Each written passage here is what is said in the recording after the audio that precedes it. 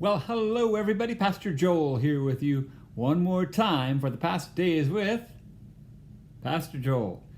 Hey, I haven't forgotten about your testimonies. I made a video, it's probably been a couple weeks ago or so, now called I Want to Hear From You. And in that video, you might want to check it out, I asked some of you to send me a little bit of your testimony in terms of how you came to fulfilled eschatology, or even if you've come to a different eschatology, to let me know.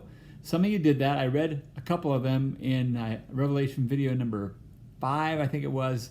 Might have been 6. Anyway, we will get back to some of those as we move along, but there's a lot of content to cover in this video, so I want to get right to it. This is number 8 in the Revelation series, and this is just such an important topic, and not just for all of us to understand, but for me personally, this is really close to my heart, because what I'm going to be talking about in this video is probably the main thing. Like, once I understood this, it really began to lead me quite rapidly into fulfilled eschatology, aka preterism. And certainly over the years before that, I had studied some things, and I knew things didn't make sense, and I was trying to put it together. But this was a really specific sort of almost an instant that I had that I will never forget, that was so instrumental in just shifting a lot of things that I understood in the Bible to what I believe is a much more accurate view of things. And I just want to start off by asking you a question. Did you know that the Bible isn't G-rated? You ever thought about that? I mean, I've got kids. A lot of you have kids, and we love them, and we should, and they're cute, and so we get them little children's story Bibles when they're younger, and it's good to read those things. And I understand you don't have to have like all of the content and all the, you want to be appropriate for kids at some level, but you see like the Noah's Ark story, and what is it? Oh, all the cute little animals, and you're not thinking about this flood, where so many died, or there are other stories like maybe with certain characters of the Old Testament, and you only see sort of their good side, but then a lot of them had lots of blood on their hands, and that's not included in the Bible. The fact is that a lot of the Bible is not G-rated at all. And what I'm talking about today certainly isn't. So again, if you've got a Bible with you, I encourage you to follow along or look up these texts later. But we have looked so far at 2 different characters as I began in video number 5 of sort of looking at the main characters as the Revelation unfolds in terms of a drama. That's one way to look at it. We looked at Jesus in video number 5 and 6. Video number 7, we looked at the churches. And today we are going to look at none other than the...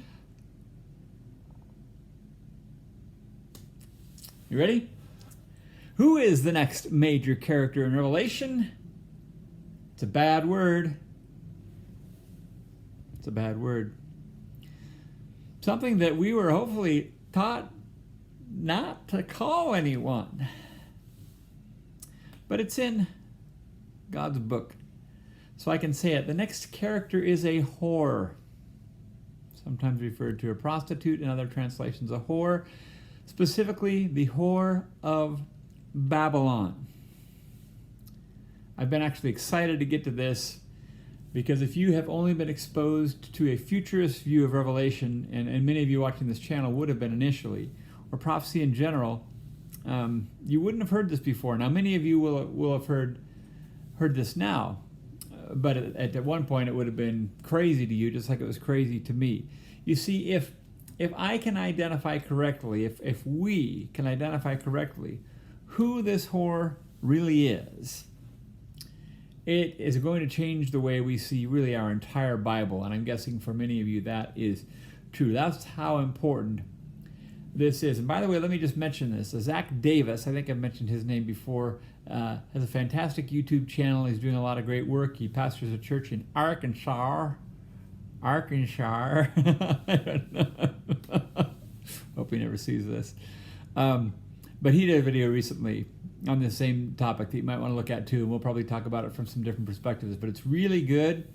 Also, just found out about this, but August 23rd and 24th of 2024, August 23rd and 24th of 2024, he's having their first conference on eschatology. Got some of the heavy hitters that are going to be speaking at that. So you might want to look that up. I think if you went to his YouTube channel, you can find some info, or you might even just Google Zach Davis Eschatology Conference 2024, or Travis Drum, who's helping put it together. Travis Drum Eschatology Conference 2024. Anyway, it looks great, and I Lord willing, I'd like to go, but my life is so crazy. I have no idea what I'm doing.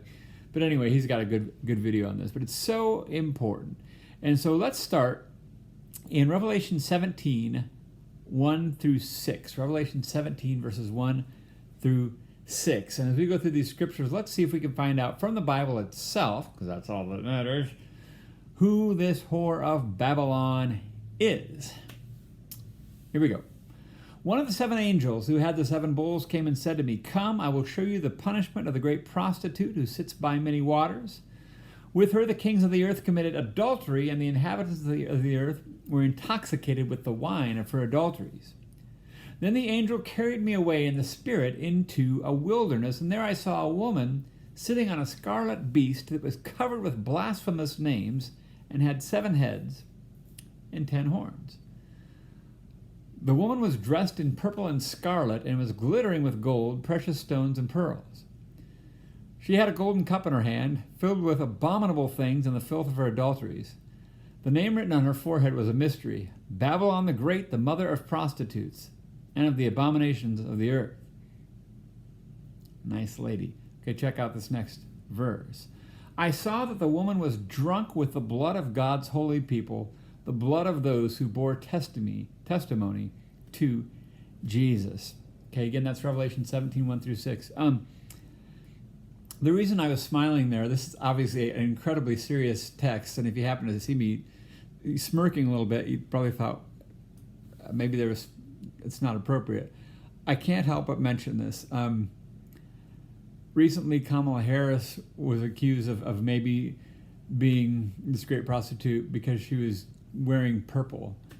And it just shows you how crazy all this stuff is, right? You remember when President Trump was in office, I was told, he might be part of this prophecy because of Trump in his name, Trump at, all this stuff. When President Obama, the abomination was the abomination. I mean, just crazy. But anyway, I was thinking of Kamala Harris, and I'm sorry. I'm sorry. I think whichever party you happen to be a part of, or if you're, independent or libertarian, whatever, you might think this is funny. But I was just imagining, what if she was?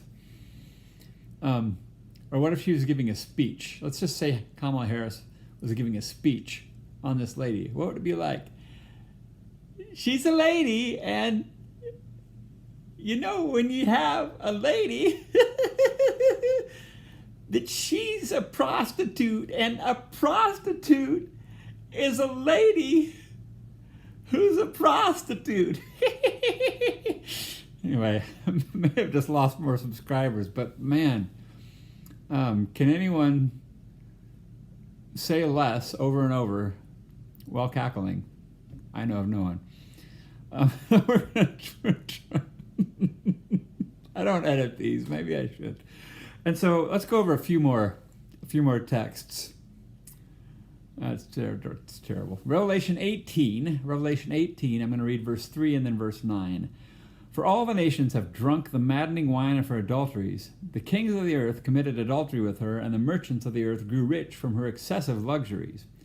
Verse 9, when the kings of the earth who committed adultery with her and shared her luxury see the smoke of her burning, they will weep and mourn over her. There's going to be quite a bit of smoke and burning language through Revelation and other places that just might have something to do with Jerusalem being burned. There is some more similar language in the next few paragraphs. So let's pick it up. Revelation 18, now verse 20. Rejoice over her, you heavens. Rejoice, you people of God. Rejoice, apostles and prophets. For God has judged her with the judgment she imposed on you. That's important. Verse 24. In her was found the blood of prophets and of God's holy people and of all who have been slaughtered on the earth. Now just think about that for a moment. We're going to come back to it. Does that language sound familiar? Have we looked at that anywhere in these videos? Have you come across that anywhere in your reading? In her was found the blood of prophets and God's holy people, of all who have been slaughtered on the earth. I'll give you a hint. Jesus said something about that. Let's go to Revelation 19. Revelation 19, verses 2 and 3. Salvation and glory and power belong to our God, for true and just are his judgments.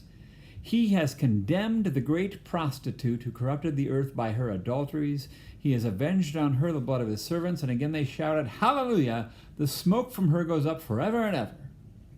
More of that fire and smoke stuff. Let's circle the wagons with what we've looked at so far. What have we seen so far regarding this prostitute, this whore of Babylon? She's had multiple lovers, kings, nations, etc. She's adorned in a certain attire. She's seated on a beast. She's called Babylon, the great mother of the prostitutes and of the abominations of the earth. In other words, she ain't no Girl Scout. She's drunk with the blood of God's holy people, those who bore testimony of Jesus. She's referred to as the great city. There's language of judgment, fire, and smoke throughout, and the heavens and the people of God rejoice when she is judged and destroyed. I think that's a fairly comprehensive synopsis of what we have seen so far. Covers the main themes that are reiterated regarding this woman or this city. But let me quote one verse again. 18:24, verse 8, chapter 18, verse 24 of Revelation. In her was found the blood of the prophets and God's holy people, of all who have been slaughtered on the earth. Do you remember something that Jesus said? It's recorded for us in Matthew 23. Of course, that speech is, and then leads straight into the Olivet Discourse. Matthew 23, 35, 36. And so upon you, who you? Me you? You? You? No, them you.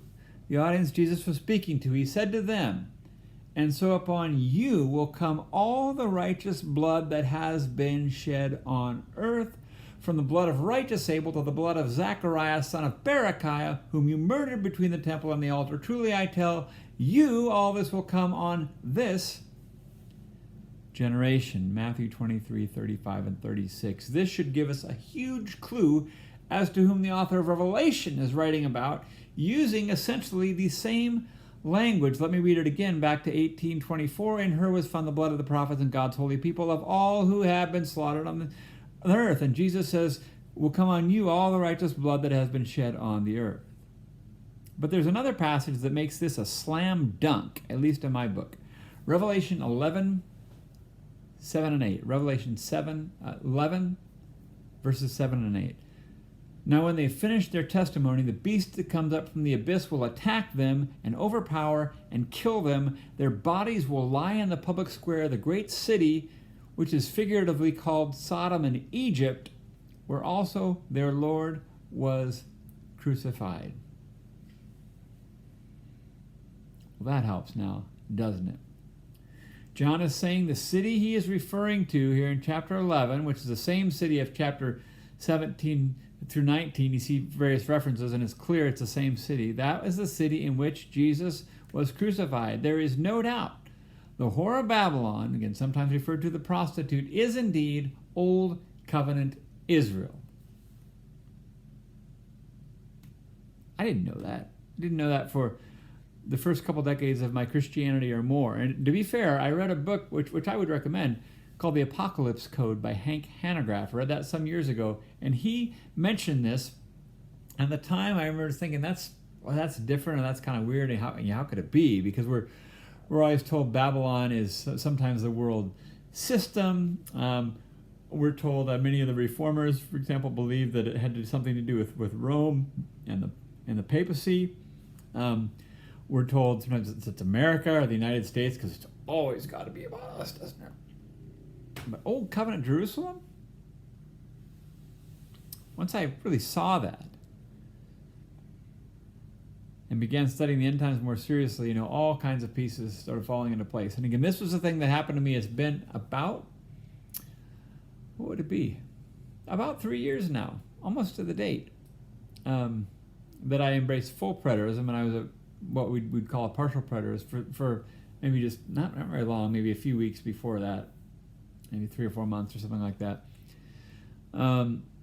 But this was really a key to me when I was studying this text, and ironically, I wasn't even studying it for eschatological reasons. You can hear more about that in some of the interviews I've done, which I meant to post in the description of one of my previous videos, and I forgot. I'll have to get to those and let you know where they are. But I've talked about that a little bit because people would ask, how did I come to this understanding? And it really had a lot to do with understanding that this was in fact Old Covenant Israel, and just if that was the case, then obviously that was a lot of what Revelation was about. Obviously it was penned at the earlier date, and so on, and so we began to see some of that, and it was amazing. Another thing is that remember that the city was compared to Sodom and Egypt. There's only one city throughout all of Scripture that is compared with Sodom and Egypt, and let's look at that just a little bit. Here's a passage from Ezekiel 16, 48 through 50. Ezekiel 16, 48 through 50. As surely as I live, declares Yahweh, your sister Sodom and her daughters never did what you and your daughters have done. Now listen, this was the sin of your sister Sodom. She and her daughters were arrogant, overfed and unconcerned. They did not help the poor and needy. They were haughty and did detestable things before me. Yahweh there is speaking of none other than the nation of Israel. Comparing them to Sodom, comparing Jerusalem to Sodom. Remember, Revelation is the most Old Testament, New Testament book, meaning the author is constantly going back to the Old Testament. You think maybe he knew anything about what Ezekiel had written? Oh yeah. Let's go to Jeremiah 3, 6 through 8. Jeremiah 3, 6 through 8. During the reign of King Josiah, Yahweh said to me, have you seen what faithless Israel has done? She's gone up on every high hill and under every spreading tree and has committed adultery there. Yet I saw that her unfaithful sister Judah had no fear. She also went out and committed adultery. And there we see, and again, we're not getting into that in this video, but where Yahweh initially divorced Israel and then later her wayward sister Judah, which just had the 2 remaining tribes there, which really and then their destruction really culminated, I believe, in the destruction of Jerusalem in AD 70 and so on. Now, I'm going to ask you to indulge me just for a minute because I'm going to quote a little bit from Ezekiel 16. It's a bit of a lengthy passage, but it is so helpful in determining that Israel and Judah, Jerusalem specifically, match this description of the whore of Babylon perfectly. Brace yourself. Ezekiel 16, and I'm quoting verses 6 through 9. I want to give these to you slow so you can write them down. Ezekiel 16, verses 6 through 9, 14 through 15, 20 through 21, and 23 through 25. Okay, listen. Then I, this is God speaking, passed by and saw you kicking about in your blood, and as you lay there in your blood, I said to you, live. I made you grow like a plant of the field. You grew and developed and entered puberty, and your breasts had formed and your hair had grown, yet you were stark naked. People say the Bible is boring. Later I passed by, and when I looked at you and saw that you were old enough for love, I spread the corner of my garment over you and covered your naked body. I gave you my solemn oath and entered into a covenant with you, declares the sovereign Lord, and you became mine. Now stick with me. I know it's a lengthy passage. I bathed you with water, washed the blood from you, and put ointments on you. I clothed you with an embroidered dress, put sandals of fine leather on you. Your fame spread among the nations on account of your beauty, because the splendor I had given you made your beauty perfect, declares Yahweh. But you trusted in your beauty and used your fame to become, listen, a prostitute. You lavished favors on anyone who passed by, and your beauty became his, and you took your sons and daughters, whom you bore to me, and sacrificed them as food to the idols. Then it goes on here, verses 23 to 25. Was your prostitution not enough? You slaughtered my children and sacrificed them to the idols. Woe, woe to you, declares Yahweh. In addition to all your other wickedness, you built a mound for yourself and made a lofty sharing in every public square. At every street corner you built your lofty shrines and degraded your beauty, spreading your legs with increased promiscuity to anyone who passed by. This is in the Bible? This is in the Bible. Sure is. And it ought to remove all doubt as to who the whore of Babylon is. Are you beginning to understand why God's judgment was so harsh on Jerusalem and that whole corrupt religious system? Apparently, this generation, that perverse generation that was judged, the final generation of Israel who is destined to meet her final end, Deuteronomy 32 and 30 and so on, this generation that was judged was worse than all of the others before them in so many ways because they completely abandoned Yahweh. Remember, who had chosen them, loved them so well, even to the point of their willingly taking the blood of all the prophets upon themselves and shouting out, "We have no king but Caesar."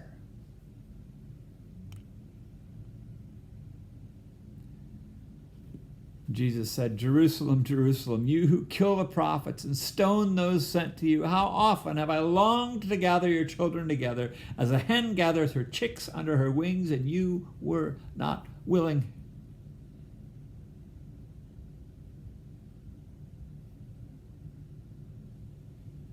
Now, bear with me. I guarantee you, and again, many of you watching this probably have, although maybe this is, if nothing else, a good review for you on Babylon. But once we realize who this whore is, this wayward lady, this prostitute, much of the Bible that did not make sense will come into view, especially much of the Old Testament. Do you know that there are hardly any believers that I've talked to anyway that even know that Yahweh ever divorced Israel? Do you think that might make a difference in terms of who they think modern Israel is if they realize, wait, they got a divorce? It's not they got a divorce and then remarried the nation of ethnic Israel 2,000 years later. Doesn't make any sense. By the way, did you know that the colors of this beast-riding whore are the same colors the priests of Old Covenant Israel wore? Amazing. And if this interpretation is right in terms of who this wayward lady is, again, much of your Bible gets put back together, and it will also lead to an undeniable conclusion. Revelation had to have been written before AD 70, and that John's Olivet Discourse, Revelation, declares the same judgment on the same nation that Matthew, Mark, and Luke's version of the Olivet Discourse record in their Gospels. It's the same judgment of the same nation that many of the other New Testament authors referred to as well. Much of Jesus' teaching will also become clearer, especially some of his parables. Look particularly in Matthew's Gospel and Luke's. In fact, several chapters in Luke are an indictment of the nation of Israel from the lips of Jesus himself. And we see this a lot in chapters 9 through 20 in Luke. I'm not saying that's all the content that's there, but there's a lot. And still, maybe some people would say, maybe some of you watching, or as you're telling it to other people, and they're scratching their heads saying, the whore of Babylon is Jerusalem? Are you sure? That's so foreign to anything I've ever been taught before. All I can say is, walk like a Berean. some of you might know that old, who was it, the Bangles? Is that who that was? Walk like an Egyptian. Silly old song, catchy tune. And I've said it a lot. Go back to the scriptures. Go reread the scriptures I gave from Revelation and just see if what I said was true. Again, brothers and sisters, this is huge if we can get this. And if we can show other people, show them those scriptures and go back to Matthew 23. It's essentially identical language. Another thing I don't want to get into that now. There's so much more to include. But I think that's enough for this video. But again, this is I talked about in the first couple of videos on Revelation that we're trying to find border pieces. That's one of the ways I'm looking at this. And man, the whore of Babylon, being Old Covenant Israel, is a huge border piece that is crucial in terms of helping us put together the puzzle that is Revelation. I hope that's helpful to you. I hope I presented it in a way that made sense and that you can share with others. Pastor Joel saying bye for now.